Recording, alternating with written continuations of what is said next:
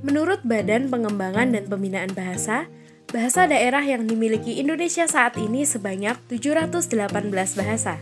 Bahasa ibu merupakan bahasa yang dipelajari pertama kali sedari kecil. UNESCO menetapkan Hari Bahasa Ibu setiap tanggal 21 Februari. Sebelumnya, Indonesia hanya memiliki 668 bahasa daerah saja. Dikutip dari laman Sindo, bahasa yang paling banyak digunakan adalah bahasa Jawa. Namun saat ini sudah ada beberapa bahasa yang mulai punah. Sayang sekali ya. Kita sebagai penerus bangsa harus terus melestarikan bahasa ibu kita. Karena hal tersebut menjadi simbol kita berasal dari daerah mana. Nah, karena Alia bertempat tinggal di Solo, Jawa Tengah, dan identik dengan kulitnya, batiknya, atau bahkan wisata yang memang menjadi ikon kota Solo. Jadi, kota Solo pun juga dikenal dengan keramahan masyarakatnya, karena mereka masih menggunakan bahasa Jawa daerah, yaitu bahasa Jawa Kromo Inggil. Tapi yang jadi permasalahan saat ini adalah anak mudanya lebih sering menggunakan bahasa Jawa Ngoko, karena dianggap lebih simpel dan praktis. Nah, kalau misalnya kita tanya tentang bahasa Jawa Kromo Inggil, anak mudanya pada paham nggak ya? Yuk kita cari tahu. Kak, asal dari daerah mana ya? Asal saya dari daerah Karanganyar. Dari Mojolaban, Sukoharjo, Mbak. Asalnya dari Jogja, tapi peranakan Sumatera. Saya dari Munter Sukoharjo. Dari Solo. Dari Solo. Dari Pati. Dari Sukoharjo. Tahu nggak bahasa Kromo Inggilnya dari mulut? Kurang tahu. Nggak tahu, Mbak. Nggak tahu. Kromo Inggilnya mulutnya kalau nggak salah tutup.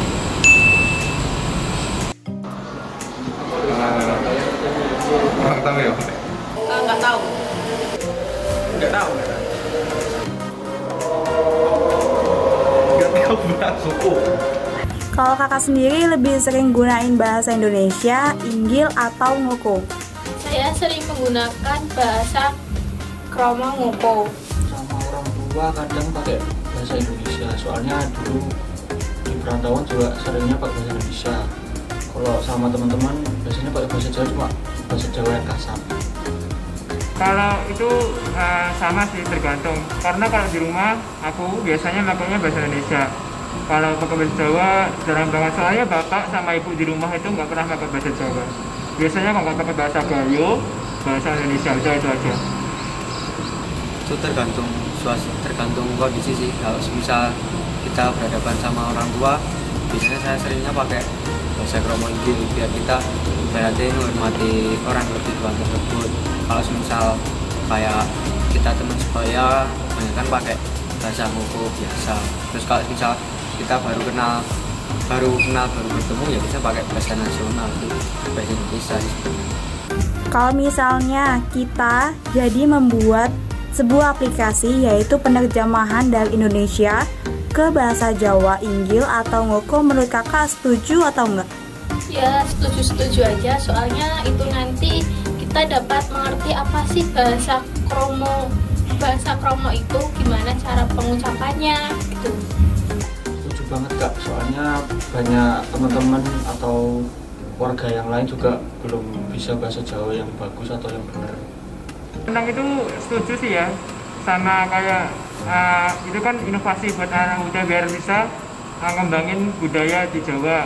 Jadi kalau orang-orang dari luar Jawa yang datang ke Jawa kan bisa tahu tentang bahasa Jawa gitu sih sebenarnya. Saya pribadi sih setuju aja. Itu kan juga ibaratnya kita melestarikan budaya kita sendiri, yaitu di tanah Jawa sendiri kan. Kita anak muda kan sudah belajar menggunakan bahasa Jawanya ya seperti bahasa Jawa Kromo Inggil. Kebanyakan orang tidak tahu Kromo Inggil itu apa ya. Itu merupakan terobosan sangat bagus untuk perkembangan anak muda sekarang. Berarti udah berani inovatif sama kreatif lah intinya. Itu aja sih. Terima kasih. Sama-sama. Aplikasi ini kita beri nama Jaweni. Di dalam aplikasi ini kita bisa menerjemahkan dari bahasa Indonesia ke bahasa Jawa yang ingin kita pelajari atau sebaliknya, seperti Kromo Inggil dan Ngoko. Tidak perlu bingung dalam pengetikannya, karena di aplikasi ini sudah terdapat voice note-nya. Aplikasi ini pun kalian bisa menyalin teks yang sudah diterjemahkan, seperti contoh berikut ini. Jadi, tidak ada lagi kata nggak tahu saat ditanya tentang bahasa Jawa. Semoga bermanfaat.